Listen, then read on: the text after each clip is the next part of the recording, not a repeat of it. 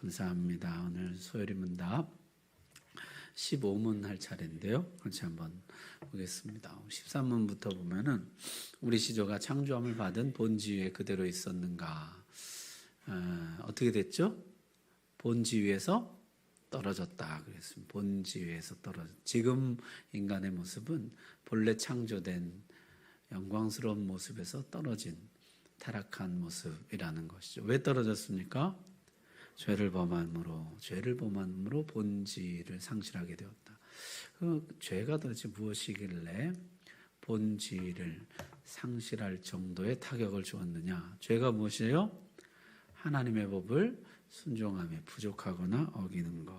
다시 말하면 죄는 하나님을 거역하는 것이라 그랬습니다. 죄는 윤리 도덕적인 것을 넘어서 죄는 하나님을 거역하는 것입니다. 자, 그것이 이제 소요리 문답 14문이 가르쳐주는 죄의 정이에요. 죄라는 것은 뭐냐면 하나님을 거역하는 것이다. 자, 우리가 이 세상에서 살다 보니까 세상이 가르쳐준 죄의 개념을 가지고 있다 그랬죠. 세상이 가르쳐준 죄의 개념 뭐예요? 남에게 해를 끼치는 것입니다. 그러다 보니까 우리도 남에게 해가 되지 않는데 이게 왜 죄냐라는 생각을 갖고 있어요. 하나님을 거역하는 것이 죄라는 성경적인 죄 개념을 갖지 못하고 이 세상이 가르쳐준 죄의 개념을 가진 성도들이 의외로 많다는 것이에요. 자, 죄는 하나님을 거역하는 것이라. 자, 오늘 15문. 그럼 도대체 그 죄가 뭐냐? 같이 한번 해보겠습니다. 우리 시조가 창조함을 받은 본지 위에서 타락하게 된 죄가 무엇인가? 우리 시조가 창조함을 받은 본지 위에서 타락하게 된 죄는 그 금하신 실과를 먹은 것이다. 네, 자 15문은요. 그렇다면 그 죄, 하나님을 거역한 그 죄, 그 첫 번째 범죄는 무엇이었느냐? 그 첫 번째 범죄는 금하신 실과를 먹은 것이다. 그래서 이 15문은요, 이 첫 번째 범죄에 대해서 초점을 맞추고 있습니다. 왜냐하면 이 첫 번째 범죄가 모든 죄의 전형, 모델이에요. 그래서 이 첫 번째 범죄가 우리에게 가르쳐 주는 것은 죄란 이런 것이며 이런 방식으로 우리에게 찾아온다는 것이에요. 따라서 이 첫 번째 범죄를 통해서 우리가 죄에 어떻게 대처해야 할 것인가를 배워야 한다는 것이죠. 첫 번째 범죄는 무엇이었습니까? 금하신 실과를 먹은 것이에요. 금하신 실과를 먹은 것. 과일 하나 먹은 게 뭐 그렇게 대수라고 이게 그렇게 큰 죄일까요? 우리 앞에 13문에서 했죠. 죄가 뭐였습니까? 하나님을 거역하는 것이에요. 그래서 이 첫 번째 범죄가 결국에는 하나님을 거부하는 것이에요. 하나님을 나의 왕으로서, 나의 하나님으로서 거부한 것이에요. 그래서 범죄한 다음에 하나님 이렇게 말씀하셨죠. 이 사람이 선악을 하는 일에 우리 중 하나같이 되었다. 그게 무슨 말이냐면 선악을 스스로 결정하는 자가 되었다는 뜻이죠. 본래 선악은 누가 결정하시는 것이에요? 하나님이 결정하죠. 하나님이 우리 삶의 선과 악의 기준이에요. 하나님 말씀에 순종하는 것이 선이요, 하나님 말씀을 거역하는 것이 악입니다. 그런데 이것을 바꿔서 어떻게 해요? 스스로 선과 악을 결정하게 되었다는 것이에요. 스스로 결정한 선과 악이 뭐예요? 나에게 도움이 되는 것이 선이고 나에게 해로운 것이 악이라는 거예요. 이걸 스스로 결정하는 존재가 되었다는 거죠. 이게 첫 범죄이고 모든 범죄의 모델이라는 것이에요. 자, 여러분 가만 생각해 보세요.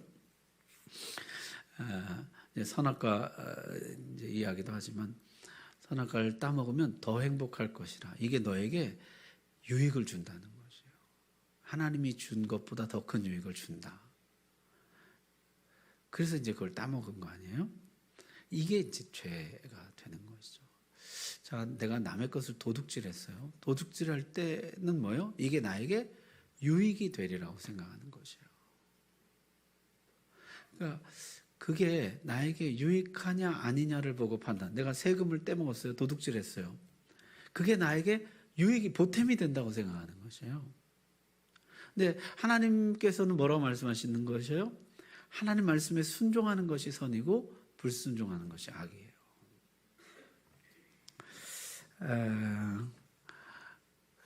그래서 내가 이것이 나에게 더 유익할 것이라고 마귀가 이제 항상 유혹을 해요. 이게 더 유익할 거다.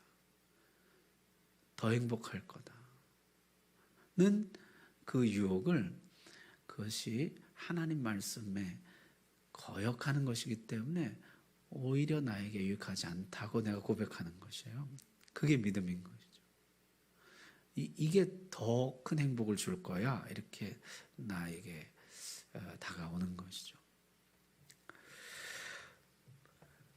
자, 하나님이 선과 악의 기준이에요. 하나님이 말씀하신 것에 순종하는 것이 선이고 불순종하는 것이 악이에요. 그것이 나에게 행복을 가져다 주고 나에게 불행을 가져다 주는 것이에요. 근데 이제 사탄은 그걸 속이는 것이죠.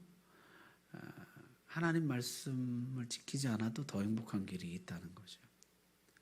그래서 스스로 선악을 결정하게 하는 거예요. 이게 더 선이라고 생각하는 거죠. 자, 뱀의 유혹을 우리 좀 살펴보겠습니다. 뱀이 어떻게 해서 스스로 인간이 선악을 결정하는 기준 되도록 만들었는가? 이 첫 번째 범죄를 가만 보면은 아담과 하와가 내부적으로 죄를 결정한 것이, 그 전에 뭐가 있었어요? 외부에 뱀의 유혹이 찾아왔다는 것이에요. 그래서 외부로부터 유혹이 찾아오는 것, 이게 이제 죄의 전형이에요. 이제 앞으로 우리가 보겠습니다만 마귀가 하는 일은 뭐예요? 외부에서 우리를 유혹하는 것이, 미혹하는 것이에요. 마귀가 할 수 있는 일은 외부에서 우리를 유혹하는 것이죠. 거기에 내가 미혹당해서 죄를 짓는 것이에요. 그래서 구원도 외부로부터 온다. 구원도 외부에 예수 그리스도, 내 내부에서 구원을 만들어내질 못하고 외부로부터 구원이 온다는 것이에요. 자, 나중에 또 이거 한번 다룰 기회가 있을 텐데, 귀신이 내 속에 들어와서 뭘 어떻게 하는 것이 아니에요. 밖에서 나를 유혹하는 것이죠. 죄는 누가 짓는 거예요? 내가 짓는 거예요. 내가.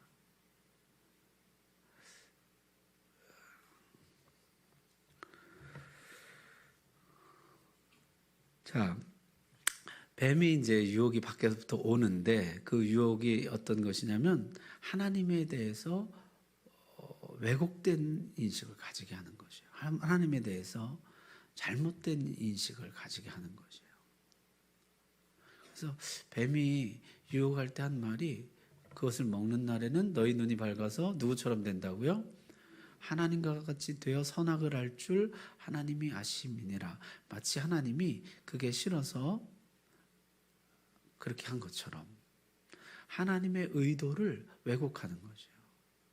하나님이 마치 내가 하나님처럼 되는 게 싫어서, 하나님의 어떤 독점적인 지위를 계속해서 유지하시려고 내가 그렇게 하나님과 같이 되는 것을 싫어해서, 그게 사실 최고 행복인데 그걸 싫어해서 내 권리를 제한하고 내 자유를 제한하고 나를 구속하고 나를 속박하는 것처럼 느껴지게 얘기를 한 것이죠. 그래서 마치 하나님이 인간의 권리를 침해하는 것처럼, 인간의 자유를 침해하는 것처럼 그렇게 느끼게 하는 것이에요. 여러분 혹시 신앙생활 하다가 그런 경험 없으세요? 하나님이 내 권리를 침해하는 것 같이 느껴지는 것이에요. 내 자유를 제한하고 속박하고. 그래서 하나님에 대한 왜곡을 먼저 일으킨다는 것이에요. 하나님이 악한 의도로 그렇게 했다고 믿게 하는 거죠. 하나님이 내 삶에 어떤 일을 일으키셨는데 악한 의도로 그렇게 했다고. 하나님의 선한 의도를 의심하게 만드는 것이죠. 너 왜 못 먹게 했는지 알아? 너 더 좋아질까 봐. 너무 행복을 누리면 하나님 떠나갈까 봐. 이런 사고를 우리에게 자꾸 심어주는 거예요. 그래서 하나님이 마치 굉장히 편협하고 아주 그냥 독재적이고 그런 분으로 인식하게 하는 것이죠.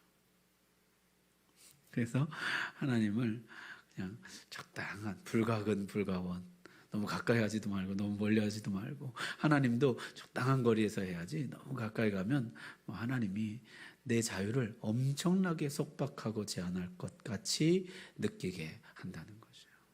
여러분, 두 인격체가 멀어지게 하는 제일 좋은 방법이 뭐예요? 이간질하는 것이에요. 둘 사이에 의심과 불신을 심는 것이에요. 그러면 인격체끼리 이제 서로 멀어지게 되거든요.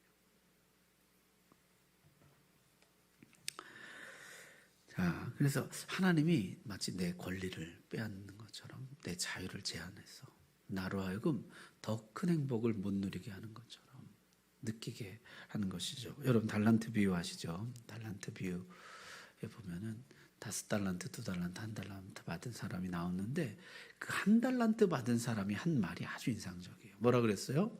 당신은 굳은 사람이라. 이 1달란트 받은 사람의 인식에는요, 이 주인이 아주 나쁜 사람이에요. 아주 악독한 사람이에요. 심지도 않고 거두는 사람이에요. 이 1달란트 받은 사람의 모든 행동을 지배하는 것은 뭐냐면, 우리 주인은 굳은 사람이라는 것이에요. 이게 지금도 마귀가 하는 일이에요. 하나님은 굳은 사람입니다. 하나님은 나를 상당히 억압하는 분이다. 내가 사실 하나님만 아니면 더 큰 행복을 누릴 수 있는데, 하나님이 마치 내 행복을 제한하고 있는 것처럼 느끼게 한다는 것이에요. 자, 하나님에 대한 잘못된 인식이 들어오니까요, 인간이 변질되더라는 것이에요. 그래서 인간의 인격의 3요소가 이제 지정의라고 그러잖아요. 지성에 비진리가 들어와요. 하나님에 대한 잘못된 지식이 들어옵니다. 하나님은 굳은 사람이야. 이게 딱 들어와요. 그러면 의지가 이제 변화되죠. 내가 하나님이 되어야 돼. 내가 스스로 하나님이 되어야 되겠다. 더 이상 하나님만 믿고 맡겨둬서는 안 되겠다는 생각을 갖게, 그런 의지가 발동되게 돼요. 내가 더 이상 하나님께 순응하는 사람으로 살아서는 안 되겠구나. 왜냐하면 주인은 굳은 사람이기 때문이에요. 어떻게 해야 돼요? 나도 내 나름대로 내 살 길을 찾아야 돼요. 주인만 믿고 있다가는 안 돼요. 하나님께만 의존해서는 안 돼요. 내가 내 살 길을 나름대로 찾아야 돼요. 내가 하나님이 돼야 돼요. 그런 의지가 발동된다는 것이죠. 그리고 감정은요, 하나님 말씀에 순종할 때 느끼는 만족감과는 또 다른 종류의 만족감, 야릇한 재미를 맛보게 하는 것이에요. 뭐냐면 먹지 말란 것을 따먹는 그 야릇함을 추구하게 된다는 것이에요. 자, 우리 앞에서 죄가 뭐라 그랬어요? 앞에서 죄가 우리 하나님을 거역하는 거라 그랬죠. 우리 소유리 문단 맨 첫 시간에 1문에서 사람의 제일 되는 목적, 하나님을 영화롭게 하고 영원토록 그를 즐거워하는 것이라 그랬죠. 하나님을 엔조이하는 것이라 그랬잖아요. 하나님이 주재하는 것을 엔조이하는 거, 세상을 엔조이하는 그게 죄라 그랬잖아요. 그래서 하나님이 주재하는 것을 먹는 재미, 만족감을 추구하게 돼요, 사람이. 이게 이제 인간이 변질되게 되는 것이에요. 그래서 하나님으로부터 내 권리를 찾자는 것이에요. 이게 마땅히 내가 누릴 권리인데 하나님 때문에 그동안 제한되었던 권리라는 것이에요. 그래서 하나님이 금하신 것을 내가 누리는 재미. 예를 들면 뭐예요? 다윗이 목욕하는 밧세바를 바라보는 재미. 하나님이 금한 선악과를 따먹는 재미. 우리 요새 십계명 계속 감동하잖아요. 내 이웃의 것 탐내지 말라. 내 이웃의 아내 탐내지 말라 하는데 그걸 탐내는 재미. 이 하나님이 금한 선을 넘어가는 야릇한 재미가 있거든요. 그 만족감을 추구하는 것이에요. 그래서 본래 인간의 지정의가 하나님을 아는 지식으로 충만해서 하나님 뜻에 순종하려고 하고 하나님 뜻에 순종할 때 누리는 만족감, 그것을 누리며 즐거워하며 살아가도록 지음받았는데 이게 완전히 뒤집어진 것이에요. 비진리가 들어와서 하나님에 대한 잘못된 인식이 들어와서 내가 하나님만 의존해서는 안 되겠다는 의지가 발동되게 되고, 하나님의 말씀을 넘어서 내가 하나님이 금하신 것들을 행하는 재미를 추구하게 돼요. 이 인간이 변질된 것이죠. 하나님으로부터 내 권리를 찾자. 에밀 브루너라는 신학자는요, 이 인간 변질에 대해서 이렇게 이야기했어요. 뭐냐면 먼저 뱀은 우리 안에 의심을 부추긴다는 거죠. 하나님의 선한 의도를 의심하고, 하나님 이걸 왜 못 먹게 했지? 하나님이 이걸 왜 못 먹게 했지? 나에게 왜 이런 일을 주셨지? 그 의도를 의심케 하는 것이에요. 자, 여러분, 우리가 하나님 선하시며 우리에게 가장 좋은 것을 주시는 분인 줄 믿잖아요. 그런데 마귀는 그 의도를 의심케 하는 것이에요. 하나님이 악한 의도로 나에게 준 것처럼 그렇게 우리를 의심케 하는 것이죠. 우리 남자분들 이쪽에 앉으셨네요. 여러분, 우리 남자분들 하나님이 주신 아내 여러분들을 행복하게 하기 위해서 선한 의도로 주신 줄 믿습니다. 그게 이제 하나님이 왜 이런 아내를 주셨지? 악한 의도로 나를 그냥 꽁꽁 얽어매려고 평생 고생 한번 해봐라. 그런 의도로 주셨나?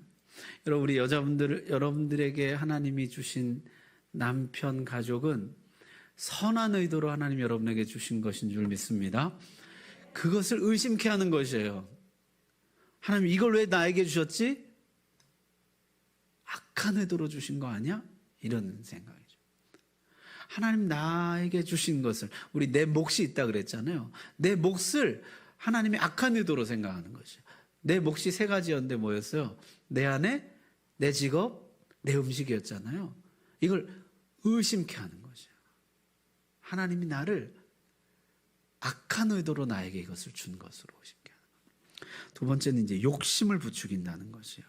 먹음직도 하고 보암직도 하고 탐스러워 보이는 욕심을 우리 안에 부추기는 것이죠. 그래서 하나님이 금하신 게 더 좋아 보이는 것이에요. 하나님이 나에게 준 것보다 안 준 게 더 좋아 보이는 거예요. 하나님 나에게 돌을 줬어요. 떡을 안 주고. 내가 그렇게 떡을 달라 그랬는데 나에게 돌을 줬어요. 그래서 안 준 것만 부러워요. 안 준 것만. 그것만 갖고 싶어요. 하나님 남의 거 탐내지 말라. 너에게 안 준 거 탐내지 말라 그랬는데 안 준 것만 좋아 보이는 거 어떻게? 안 준 것만. 막상 나에게 준 거는 다 하찮아 보이고. 안 준 것만 바라보는 욕심을 끝없이 부추기는 것이에요. 안 준 것만 탐하는 욕심을. 여러분, 우리 이제 뒤에서 보겠습니다만 하나님이 99의 자유와 1가지의 제한을 뒀어요. 근데 그 1가지를 탐내는 게 인간의 욕심이거든요. 동산 모든 나무의 실과를 임의로 먹으라 그랬잖아요. 그리고 요거 하나 먹지 말라는데 그걸 탐하는 게 인간이에요. 고기에서 속박을 느끼는 것이 인간이에요. 무한대의 자유를 감사하는 게 아니라 그 1가지 제한에서 억압을 느끼는 것이에요. 자, 3번째는 야심에 더 기름을 붓는다는 것이요. 네가 하나님처럼 더 높아질 거야. 너 더 행복해질 거야. 더 좋아질 거야. 넌 아직 잘 뭘 몰라. 이거 먹으면 훨씬 더 행복해. 더 좋아져. 우리 안에 야심에다가 그냥 기름을 부어가지고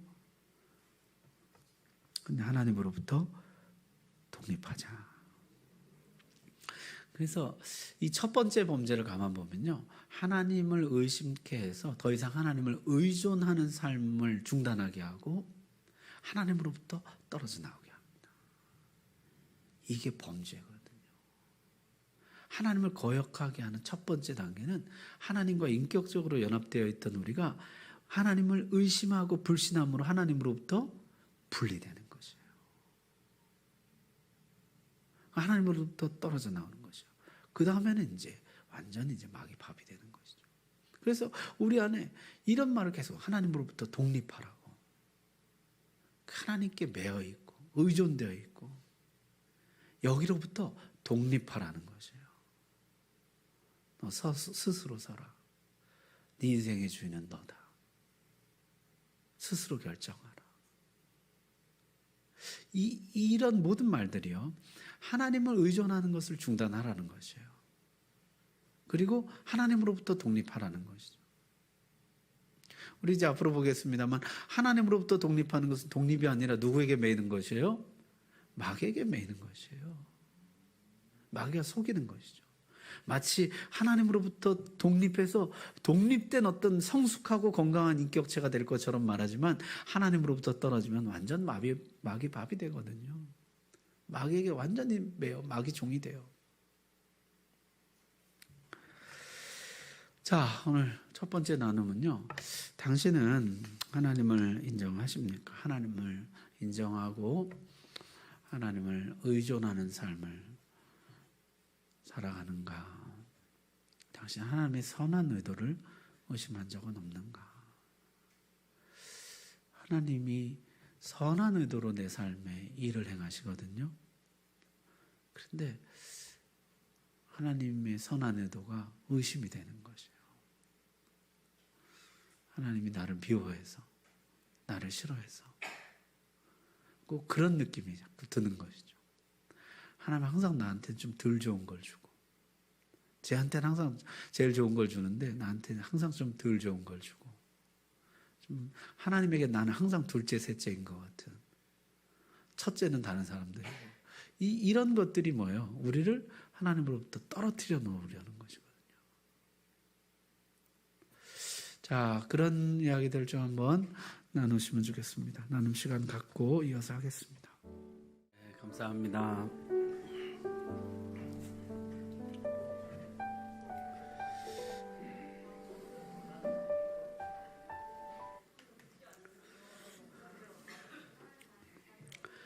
자, 하나님이 선악과를 먹지 말라. 선한 의도였습니까?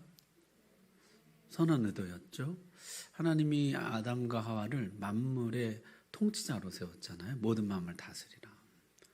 그런데 그 제한이 없었다면 아담과 하와는 스스로 통치자인 줄 착각하는 경우가 많았을 것이에요. 대리 통치자라는 것을 늘 인식하게 해주는, 내가 만물을 다스리는, 만물의 영장으로 하나님 형상으로 지음받은 독특하고 특별한 존재이지만 내 위에 하나님이 있다는 거. 진짜 통치자는 하나님이시고 나는 대리 통치자라는 것을 늘 기억하게 해주는 것이 선악을 알게 한다고요. 제한이에요. 먹지 말아라. 너는 진짜 통치자가 아니라 대리 통치자, 너 위에 하나님이 있음을, 순종해야 될 진짜 왕이 있음을 잊지 말아라 하고 알려주는 것이죠. 우리 사실 조금만 일이 형통해도 어때요? 금방 마음이 높아지거든요. 해이해지고. 그런 걸 볼 때 아담과 하와에게 거의 무한대에 가까운 자유였잖아요. 이 선악과는 그의 마음을 다시 바로잡아주는, 내가 순종해야 될 대상이 있음을 알려주는 그런 하나님의 선한 의도, 섭리였던 것이죠. 고난 중에 가장 큰 고난을 당했던 욥을 한번 생각해 봅시다. 여러분, 욥에게 고난을 주는 거 하나님의 선한 의도였습니까? 가장 큰 고난이었지만 선한 의도였잖아요. 욥이 하나님을 잘 섬기는 것에 대한 하나님의 그 흐뭇하심, 그리고 그를 신뢰함, 그것이 또 갑절의 복을 받는 결과로 끝나게 되는데, 이제 마귀는 끊임없이 이제 욥을 시험하는 것이죠. 그래서 고난도 사실 하나님의 선한 섭니다, 선한 의도다라고 받아들이려고 할 때 이런 고난을, 그러나 우리 욥기에서 보는 것처럼 가장 큰 고난이었잖아요. 사람이 당할 수 있는 가장 큰 고난. 근데 그것이 선한 의도로 시작됐다는 걸 가르쳐주고 있어요. 하나님의 선한 의도였다. 따라서 우리 삶에 하나님이 선한 의도로 일을 행하신다, 이거 우리가 받아들이는 것이죠. 그걸 이제 믿음으로 받아들이고 하는데, 이제 뱀이 그것을 이간질하는 것입니다. 자, 뱀이 유혹한 것을 보게 되면 아담을 먼저 하지 않고 하와를 먼저 유혹하죠. 이 뱀이 그냥 해보는 게 아니라 치밀한 계획과 전략을 가지고 한 것을 보게 돼요. 하와는 하나님의 명령을 직접 들은 당사자가 아니죠. 아담으로부터 전해 들어요. 이 언약은 누구와 맺으신 것이에요? 하나님이 아담과 맺은 것이, 인류의 대표인 아담과 맺으신 것이고, 하와는 아담으로부터 전해 들었다는 것이에요. 따라서 말씀에 대한 확실성이 좀 낮아요. 이 뒤에 이제 확인하겠습니다만은 하나님 말씀을 정확하게 받아들이질 못하고 있어요. 여러분, 우리 축구건 야구건 무슨 시합이건 간에 공격할 때 항상 어디라는 거예요? 상대편의 가장 약한 부분이잖아요. 가장 약한 부분을 공격하는 것이죠. 만약에 뱀이 아담 먼저 공격했으면은 아담이 상당한 경계심을 가졌을 것이에요. 그런데 하와를 통해서 오니까 아담이 경계심 없이 무너지더라는 것이죠. 이게 철저한 계획 가운데 그렇게 한 것을 보게 돼요. 자, 유혹 방법은 뭐냐면은 뱀이 아담과 하와를 꽁꽁 묶어가지고 강제로 선악과를 입에 집어넣은 것이 아니에요. 안 먹으면 문다 이렇게 협박해서 한 것도 아니고, 어떻게 한 것이에요? 말씀을 혼란시키는 것이에요. 그래서 이 하와의 가장 취약점이 뭐냐면 하나님 말씀에 대한 절대성이 없다는 것이에요. 여러분, 본래 하나님의 명령을 한번 보십시오. 동산 각종 나무 열매는 내가 임의로 먹되 선악을 알게 한 나무 열매는 먹지 말라. 내가 먹는 날에는 반드시 죽으리라. 이것이 본래 하나님 말씀이에요. 근데 하와가 뱀에게 대답한 그 대답 한번 보세요. 뭐라고 대답했습니까? 동산 나무의 열매를 우리가 먹을 수 있으나 동산 중앙에 있는 나무 열매는 하나님 말씀에 너희는 먹지도 말고 만지지도 말라. 너희가 죽을까 하노라. 여러분, 이 두 개 사이의 차이점 아시겠어요? 숨은 그림 찾기. 자, 틀린 거 한번 찾아보시겠어요? 하나님의 명령과 하와가 이해한 하나님 말씀, 하나님의 말씀과 하와가 이해한 하나님 말씀 사이에 상당한 차이가 있습니다. 뭐가 차이가 있을까요? 네? 맨 처음에 보게 되면 하나님 명령에는 동산 각종 나무의 열매는 내가 임의로 먹어라, 그렇게 하나님 말씀하셨어요. 모든 나무의 열매를 내가 임의로 마음대로 먹으라 하는데 하와의 대답에는 각종 나무, 모든 나무라는 표현이 사라지고 임의로라는 표현이 사라졌어요. 그러니까 이 하와의 마음속에 지금 하나님이 모든 것을 나에게 자유롭게 해주셨다는 것에 대한 감사가 없는 걸 보게 돼요. 여러분, 뱀이 맨 처음에 유혹할 때 뭐라 그랬죠? 하나님 동산 모든 나무의 실과를 먹지 말라 하시더냐? 하나님에 대해서 굉장히 부정적인 시각을 심어주는 거예요. 야, 하나님이 그런 것도 제한하니? 하나님 먹는 것까지 간섭해? 그런 것도 못 먹게 해? 하나님 다 먹지 말래? 이런 느낌을 심어주는 것이에요. 거기에 대한 하와의 대답이 뭐냐면은 하나님이 무한대의 자유를 줬다는 것에 대한 감사와 기쁨이 없는 것이에요. 동산 나무 실과 우리가 먹을 수 있다. 본래 하나님 말씀과 이게 다르다는 것이죠. 두 번째는 어디가 다르냐면 하나님은 뭐 먹지 말라 그랬어요? 선악을 알게 하는 나무의 열매 먹지 말라 그랬어요. 근데 하와는 뭐라 그래요? 동산 중앙에 있는 나무의 열매를 하나 먹지 말래, 이렇게 대답하는 것이에요. 동산 중앙에 선악을 알게 하는 나무와 또 뭐가 있었어요? 생명나무가 있었죠. 그러니까 하나님 말씀에 대한 정확한 이해가 없는 것이에요. 하나님이 뭘 먹지 말라고 하셨는지, 왜 먹지 말라고 하셨는지에 대한 이해가 없는 것이에요. 그냥 저기 저 중앙에 있는 거 저 먹지 말래, 이렇게 하는 것이에요. 그 다음에 먹지도 말고 또 하와는 없는 말도 덧붙였어요. 그게 뭡니까? 만지지도 말래. 만지지도 말래. 여기에 뭐가 들어있어요? 하나님이 굉장히 인색하고 내 권리를 부당하게 제한하고 만지지도 말래. 참, 그럴 거 뭐하러 만들었어? 이런. 하나님 먹지 마라 그랬는데 저 만지지도 말래. 가까이 가지도 말래. 이런. 하나님이 굉장히 나를 제한하는 것처럼, 굉장히 나를 속박하는 것처럼 지금 하와가 그렇게 느끼고 있다는 것이에요. 하와의 대답에 하와가 지금 하나님 말씀을 정확하게 받아들이고 이해하는 것이 아니라 굉장히 하나님 말씀이 부당하다고 느끼고 있는 것이에요. 거기에 반발이 좀 있는 것이에요. 만지지도 말래, 이런. 하나님 말씀을, 그 말씀을 왜 주셨는지에 대한 이해가 없어요. 굉장히 이게 부당하다고 느끼는 것이에요. 그 결정적으로 하나님 뭐라고 하셨어요? 내가 먹는 날에는 반드시 죽으리라 그랬는데 하와는 뭐라 그랬습니까?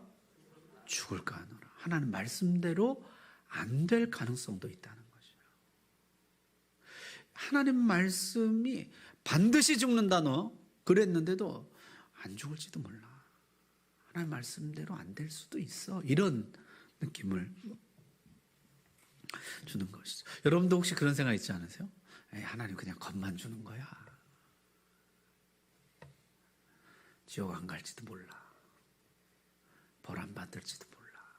이런 생각을 자꾸 심어주는 거예요. 하나님이 반드시 내가 그 값을 물으리라 이렇게 말씀하셨는데도 자꾸 어떻게 생각해요? 설마 사랑의 하나님이 그냥 눈 감아줄지도 몰라. 하나님 말씀대로 안 될 가능성을 늘 열어놓고 있는 것이에요.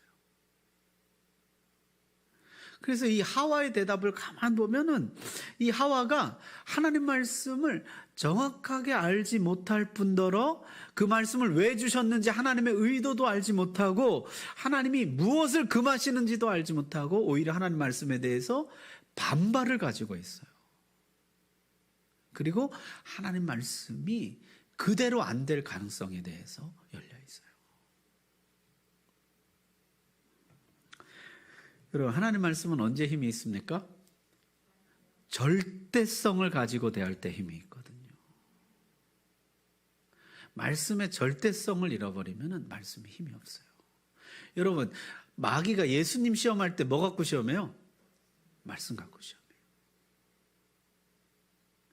여러분, 여기도 보면 뱀이 하와 유혹할 때 말씀 갖고 시험하거든요. 그래서 하나님 말씀을 혼란케 해요. 혼돈케 해요. 그래서 비슷한 것 같은데 전혀 다른 결론이 나오도록. 자, 이렇게 하니까 뱀이 마지막에 뭐라 그러죠? 너희가 결코 죽지 아니하리라. 이렇게 나오는 것이에요. 하나님 말씀과 이제 정반대죠. 그래서 마귀는요, 일단 하나님을 의심케 하고 불신케 해서 하나님으로부터 우리를 떨어뜨려놔요. 더 이상 하나님 의존하는 것을 멈추게 해요. 하나님 말보다 뱀의 말을 더 믿게 해요. 그래서 하나님으로부터 떨어뜨려 놓은 다음에는 하나님 말씀과 정반대의 결론을 이끌고 와버려요. 반드시 죽으리라 그랬는데 결코 죽지 아니하리라. 그래서 말씀과 정반대의 결과로 하와를 이끌고 가버립니다.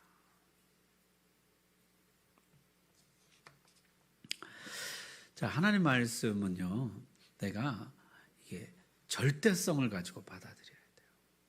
그래야 그때 힘이 있거든요. 여러분, 사울이 버림받게 된 거 아시잖아요. 기다리라 했는데 안 기다렸어요. 처음부터 안 기다렸나요? 아니요, 기다렸어요. 하나님 말씀에 대한 절대성이 없으니까 기다리다 마는 것이에요. 부족한 것이에요. 아말렉과 가서 싸우려는데 안 싸웠나요? 싸웠죠. 근데 어떻게 해요? 진멸하라 그랬는데 남겨온 것이. 하나님 말씀에 대한 절대성이 없어지면 사울이 되는 것이에요. 그때부터 이제 하나님 말씀이 더 이상 하나님 말씀이 아닌 것이죠. 여러분, 우리 14문에 죄는 하나님의 법을 순종함에 뭐하거나 어기는 것이라 그랬어요? 부족하거나. 절대성이 부족한 것이 결국에 불순종으로 가는 것이에요. 여러분, 그래서 우리 신앙생활 할 때 그런 얘기 많이 하잖아요. 느낌에 의존하지 말고 말씀에 의존해야 된다. 사실에 의존해야 돼요. 하나님 말씀의 절대성을 가지고 이걸 딱 붙들어야 돼요. 자꾸 내 느낌, 내 생각 이런 거 하면은 굉장히 이게 위험한 것이죠. 제가 신학을 공부하다 보니까요, 19세기 최고의 설교자라는 분의 예화에 보니까 이런 게 나와요. 뭐가 나오냐면은 여러분 그 비행기 타보셨어요? 비행기가 시속 800km, 900km로 날아가. 근데 비행기 안에 있을 때는 속도감이 느껴지나요? 안 느껴지나요? 전혀 안, 그냥 가만히 있는 것 같아요. 근데 오토바이를 타면 어때요? 오토바이는요 80km, 90km로 갑니다. 10분의 1로 가요. 근데 오토바이 탈 때는요 속도감이 그냥 온몸으로 느껴지잖아요. 입이 막 부르르 떨리잖아요. 막 이렇게 느낌만 따지면요 오토바이가 훨씬 빠른 것 같아요. 그러니까 실제는 비행기의 10분의 1밖에 안 되거든요. 그러면서 느낌에 의존하지 말고 말씀에 의존하는 신앙생활을 해야 된다. 그런 이야기를 하더라고요. 여러분, 이게 내가 느낌에 의존하는 신앙, 이게 적당한 느낌, 하나님 말씀 내가 뭔 느낌인지 알겠어, 이렇게 하라는 거구나, 이게 굉장히 위험한 것이에요. 한 구절 한 구절, 한 단어 한 단어 뭘 말씀하시는지 정확히 알려고 하는 게 중요한 것이에요. 그래서 우리가 암송하잖아요. 한 단어 한 단어 한 글자까지도 정확하게 알려는 것이, 우리 주님 표현대로 하면 뭐예요? 1.1회까지도 정확하게 알려고 하는 그 마음 자세가 중요한 것이죠. 제가 파일럿에도 한번 봤는데요. 파일럿들이 이제 비행기, 가끔 요새도 뉴스 나오잖아요. 바다에 빠졌다고. 전투기가 이제 어느 고도에 이르르잖아요. 고도에 이르러서 가면은 바다와 하늘이 분간이 안 되는 시점이었다는 거죠. 여기가 하늘이고 여기가 바다인지, 여기가 바다고 여기가 하늘인지 이게 헷갈린다는 거죠. 그때 분간하려면 어떻게 해야 돼요? 계기판을 봐야 되는 거죠. 그런데 자기의 오랜 경험과 감을 의지하는 조종사들은 아무리 경륜이 오래됐어도 바다에 빠지는 사고가 나는 거죠. 그 하늘인 줄 알고. 이게 전투기들이 막 이렇게 돌잖아요. 이렇게. 이게 어디가 하늘이고 어디가 바다인지 분간이 안 되는 순간이 오는 거예요. 어느 순간. 이게 똑같으니까 수평선에. 계기판을 봐야 되는 것이죠. 우리 신앙생활도 그래요. 굉장히 느낌 위주로 신앙생활하는 분들이 있어요. 말씀도요. 대충 뭐 그런 느낌인가 봐. 뭐 하래. 이렇게. 동산 중앙에 젖쯤 있는 거 먹지 말래. 그냥 이렇게 이해하는 것이죠. 굉장히 위험한 것이죠.